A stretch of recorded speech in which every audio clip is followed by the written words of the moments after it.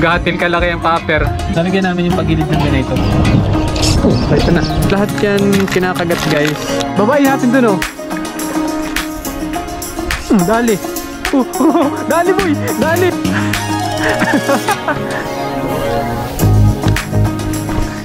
Umayos na ba ganito? Laki! Kanina yan. Ay, kanila yata. Ayan guys, so mayroong mga maliliit na ano na isda. Tama ha? Maninigsal kami dyan ni pare. Hala ka dyan, hala ka dyan. Hala.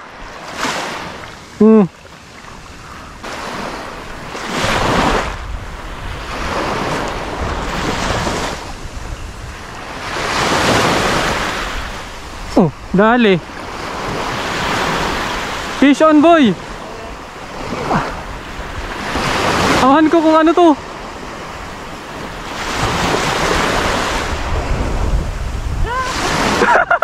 Dulis. Ay, pang-ihaw na tayo. Ihaw yan guys. Wala kaming ulam ngayon. May pang-ihaw na kami. Uy, uy. Meron? May pang-ihaw na kami guys. Diyan ka muna. Kailangan namin talaga ngayon ng pang-ulam. Wala kaming ano eh. Wala kaming ulam ngayon.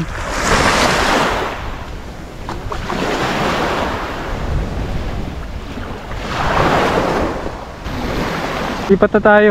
At talagang sinusugod na ng mga ano, divers. Tuhulnes, pang-ihaw. Dito tayo guys. Subok kami dito. Oh, dali. Fish on. Fish on boy. Fish on. Fish on, butiki. Butiki, dali na. Pang-ihaw. Pang-ihaw guys. Kailangan namin to ngayon guys. Walang release ngayon at ngayon ay wala kaming ulam. Survival ngayon ang aming ano, ang mangyayari sa amin. Survival fishing. Wala na, tiki lang yun guys. So tara, lipat tayo. Boy, babain natin dun oh. Dun oh, sa gilid na yun. May bato. Dito naman kami. Punta kami dyan sa may batong yan oh. Ako dito may nakikita ako mga isda na maliliit. Kaso yan yung mga isdang hindi nakagat sa lure. So dito sa part na to guys, maganda dito mag ano, anong tawag doon, yung magnet fishing. Yeah, ang dami ditong didikit ng mga metal. Mata-target ko dito ang mga bato. Yuts. Sinisid na to ay. Dali. Dali. Ay hamag. Tiki na naman. Wala na dito boy. Lipat na tayo. Doon naman kami sa may bungangan ng ilog sa parteng kabila.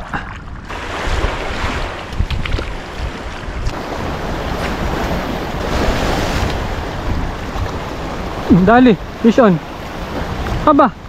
Ay sawa. Puro butiki. Sawa din kami nakaiihaw sa'yo. Dali na yan guys. Tiki nation tayo ngayon.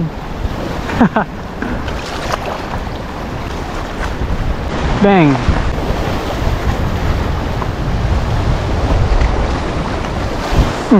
Dali, fish on. Sirit. Ala, ano to?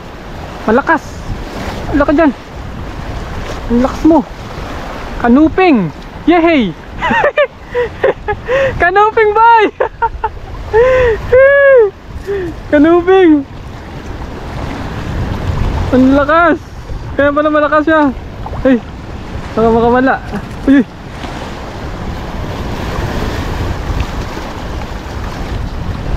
Kanuping. Yan guys, oh, kanuping.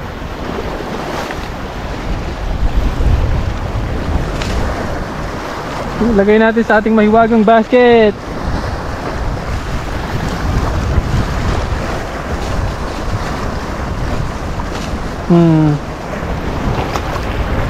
Marami na kaming ihawin.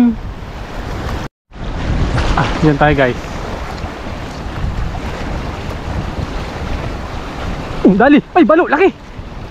Laki! Dali sana! Ang laking balo!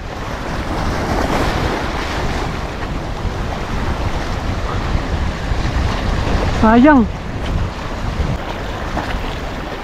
So yun guys, ayun yung huli namin, oh. Tingnan nyo. Puro tiki ito. May na pala, ilalatag na lang pag manghihina na. Ano ito boy? Toyo? Parang ano, use oil ano.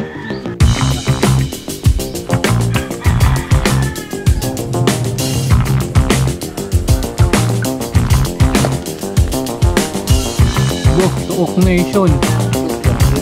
Ito na yan boy. Ito.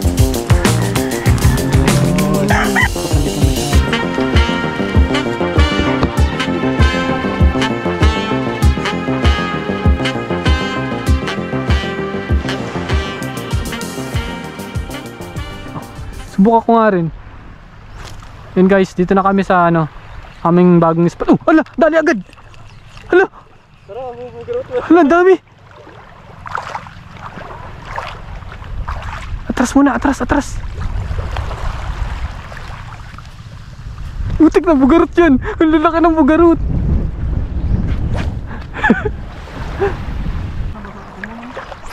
Oo, pagkadumi naman dun. Dali. Dali boy. Dali, dali, dali, dali.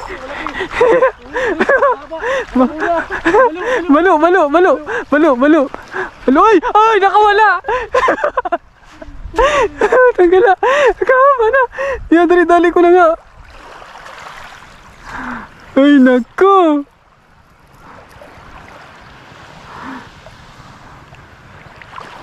Baluers. Malaki na sana ano. Dalawang putol na rin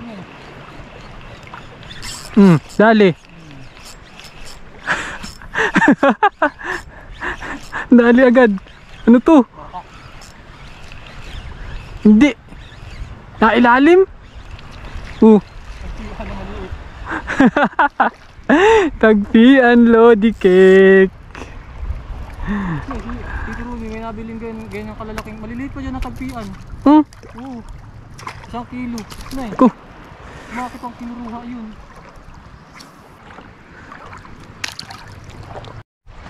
So yun guys, lilipat ka ulit kami doon sa unang-unahan. Bali dito kami lumusong sa unahan na to. Pag ganyan, gumanon kami. And then gumanon. So yun guys, so kami uwi na muna. Nakakatamad na mag-fishing, mainit na tapos wala mang nakagat.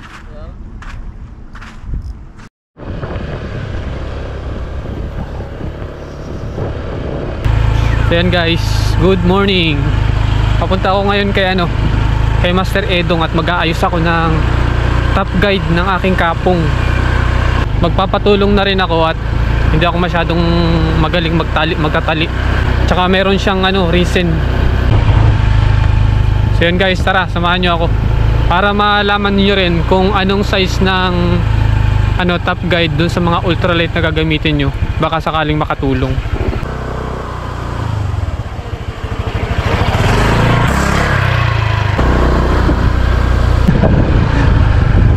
Ang daming ulanin. Sana huwag tayong abutan. Yeah, sakto talaga.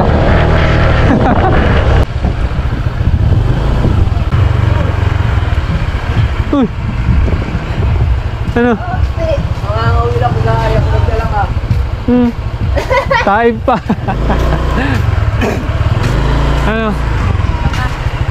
Mag-aayos nitong fishing rod ko.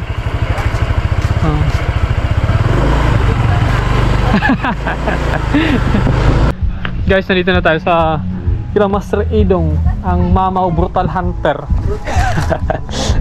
Daming comment sa'yo boy. Gawin nga ba ba? Kaya sa panapati, nasa 6K niya kasi 5K. Iya. Yun guys, oh. Dalawa yan. Gatil kalaki ang paper. 43. Ilang grams to boy? 43. 43. Ito ang maganda, oh. Ganyan na doon ito ba? Ganito lagi nadudunit ako ay. Ganitong kulay red sin. Kataras pati ng kabel kaya hindi ko muna pinapalitan. Ano, yung kalalaki. Ganito rin bibiling ko susunod. Nag-set up lang ako ng maganda-ganda. Ayan guys, ito. Ito pala yung ano, yung size ng Fuji. Siguro lahat ng ultralight, ganun ang size ng tip. Ayan o. Ang nakalagay sa kanya yun silver number 4.5x plus 1.5mm. Sige lang, doon mo dumali. Ano talaga? Ba't ako? Siyempre, ikaw ang boss. Boss. Gamit po kami ng Show glue. Lalagyan namin yung pagilid ng ganito. Crystal line at ang tawag ito crystal line.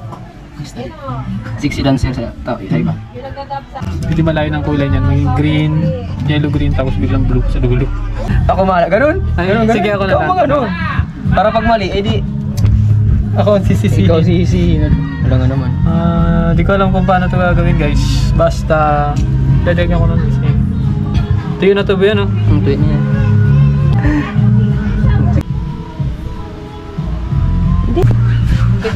Ayan, no? Lalagyan ko na guys ng braided. Bubudbudan ko lang to dito ng braid ng ano.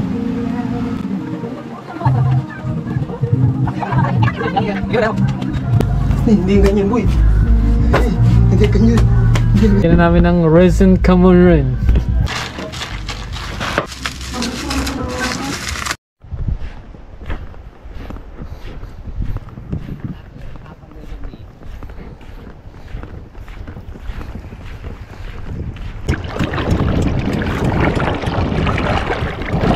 So ngayong araw wala muna tayong GT hunting. Susubukan natin tong ating kapong. Kaya so ayan, tara. Subukan natin tong ating kapong. Itong ating kaayos na fishing rod. Naninibago ako ah.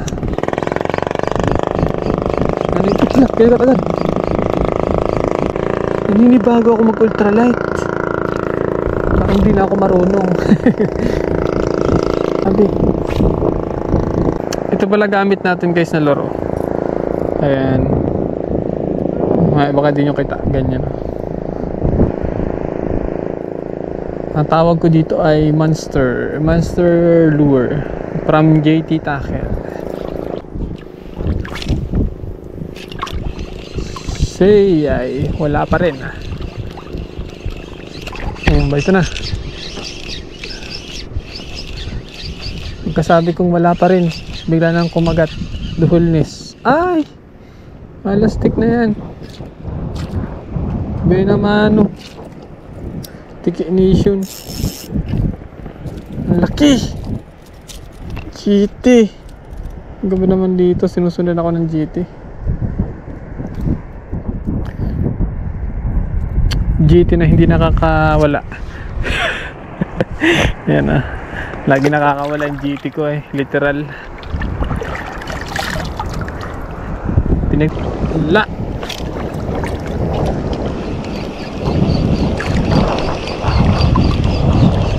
Ito na.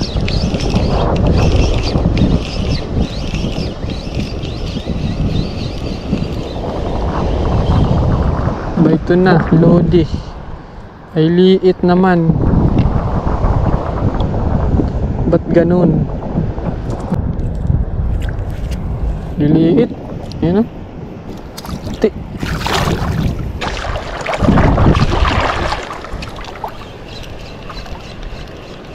Dali. Ala ka dyan.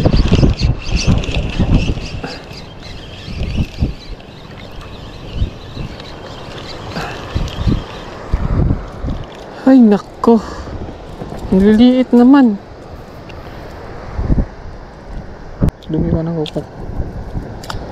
Kadumi ng kuko ko. Katil.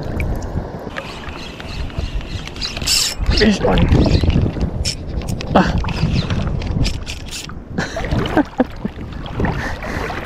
Tumul. Sabit pala. Fish on.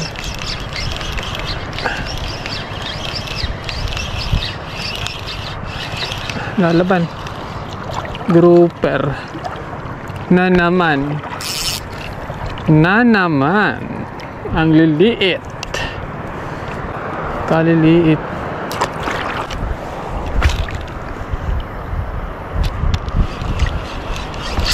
Ito na. Unang patak pa lang.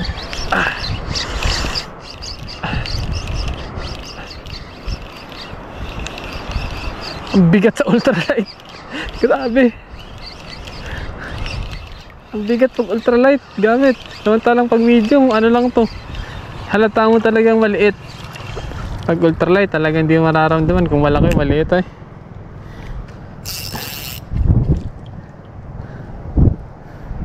Maliban na lang kung sanay ka talaga. Nasasanay. Ako na biglang ultralight user talaga ako. Eh yung mga nakaraan, ang content baga natin ay puro GT hunting. Tapos ang gamit ko ay yung medium setup. Kaya yun, parang kakapanibago yan. Ang hirap tanggalin. Ipakain na natin yun sa ibang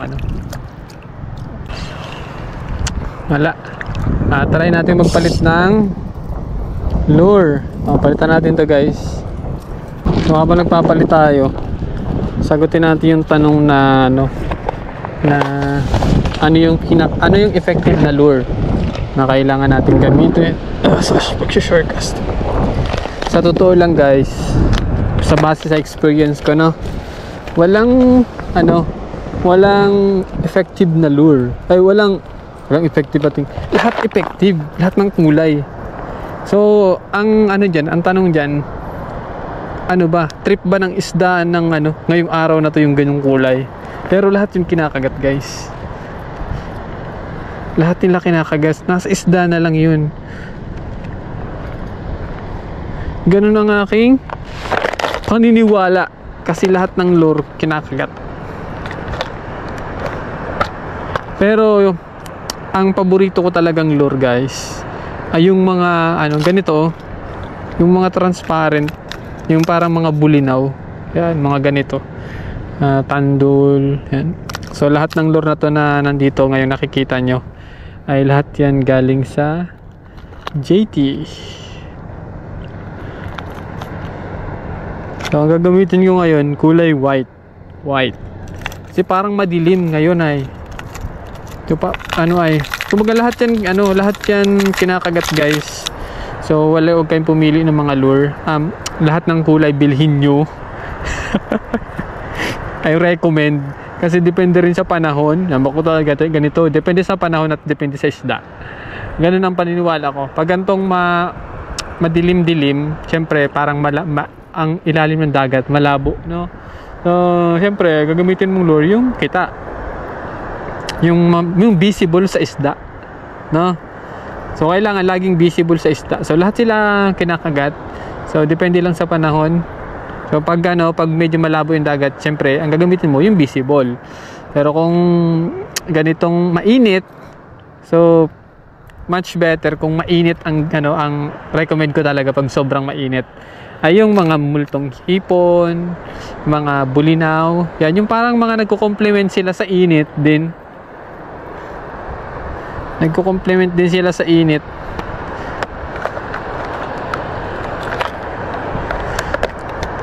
Sa linaw ng tubig yan. Siyempre pag mainit ganyan, malinaw ang tubig. May time na ganun eh. So yun, sana nasagot ko ang iyong katanungan. Hahanapin ko pa yung comment at ilalagay ko dyan sa baba. Pag di ko nakita, so yun lang. Lahat ng lure effective. Huwag kayong mamili ng lure. Pero syempre, kung laging maulan at madilim ang inyong lugar, ang spot, doon kayo pumunta sa mga dark. Pero syempre, bago-bago ang panahon dito sa Pilipinas. So kailangan meron kang lure na iba't iba. Nadidepende sa panahon at syempre sa trip ng isda. So minsan kaya ang isda yan ay nababaliw, moody din ng isda. Moody rin ng isda. Minsan trip nila, minsan hindi. Tapos minsan yung favorite lure mo ayaw kagatin. Kasi nga, nakadepende rin talaga. Ang tingin ko talaga, nakadepende sa isda. Sa parang ano nila, parang na-attract sila sa galaw. Tsaka minsan, na-attract sila sa kulay. Tapos kinabukasan, hindi na sila na-attract dun. Na-attract naman sila sa iba naman. Parang ganun. Kaya kailangan meron kayong iba't ibang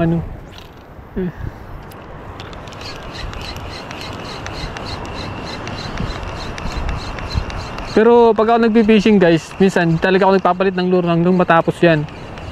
Magpapalit.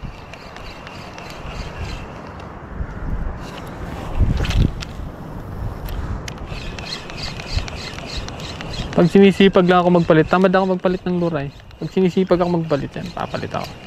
Kasi wala, yun nga ang aking observation sa mga pag ako nag-fishing. Like this one, di ba? Medyo makulimlim. So, feeling ko yung black and hindi masyadong kita. Black yun ay.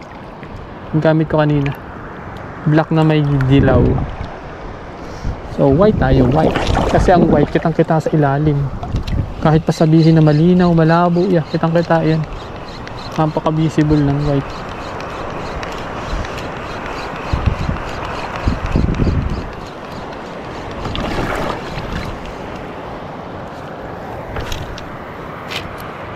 Tapos pag hindi kinakagat guys, maglipat na kayo ng spot.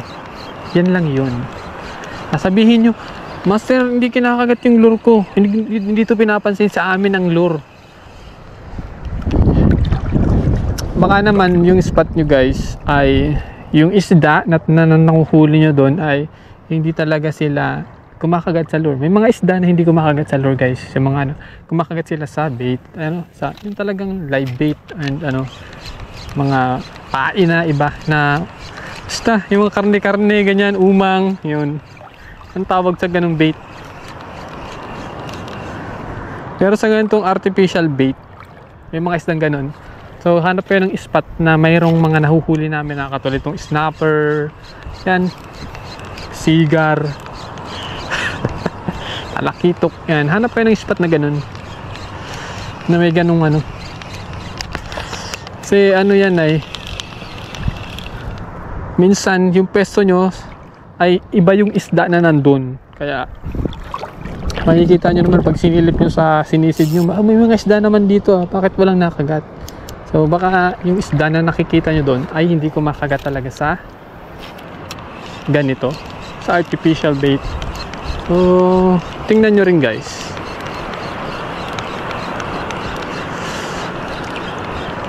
Kasi lahat yan kakagatin talaga yan.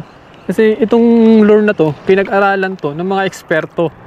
Diba? Yung naka-invento nito na pinag-aralan nila yung behavior ng isda. Bakit nagkaroon tayo ng ganito, di ba? Moderno na ngayon ay, di ba? Modern way of fishing to. Yung gamit to. Yan. So pinag-aralan nila to bago to inilabas sa market, di ba? Na yung behavior ng isda na kinakagat pala yun kapag nakakita ang isda ng ganun, kinakagat nila. So hindi pwedeng hindi kakagatin nila yan. Kaya maghanap kayo ng spot. Kung ayaw kagatin ng lure, maghanap kayo ng spot. Yun lang yun. Hanap kayo ng spot. Kasi baka yung spot nyo hindi talaga walang isda doon na kumakagat talaga sa lure. Or else hindi nyo natsetsempuhan. Kaya naman busog ang mga isda doon sa inyo ng ng mga kung ano-ano sa tabing dagat. Wait na. Hala. Kinagat niya. Tapos iniwanan. Ito na. Sinundan ulit.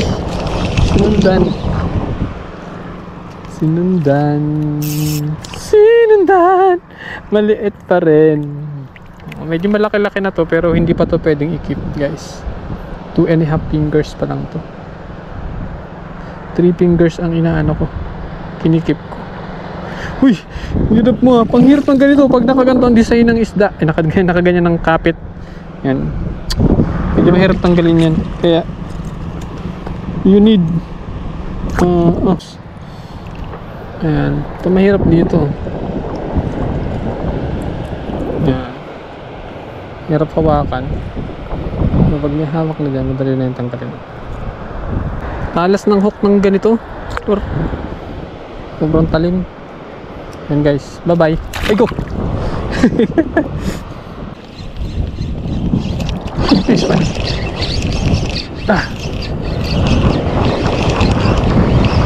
on. Maliit na naman. Ang liliit ng grouper dito.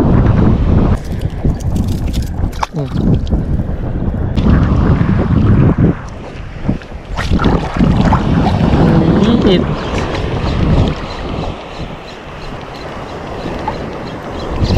Fish on. Dali agad. Ano kaya ito? Ignition? Ano? Gatil. Ayun, sigar. Sigar rush, guys. Woohoo. Grabe kung mawala, oh. Ayan, guys, oh. Sigar rush. Yan, blue siya dito, oh. Blue. Dito kaya.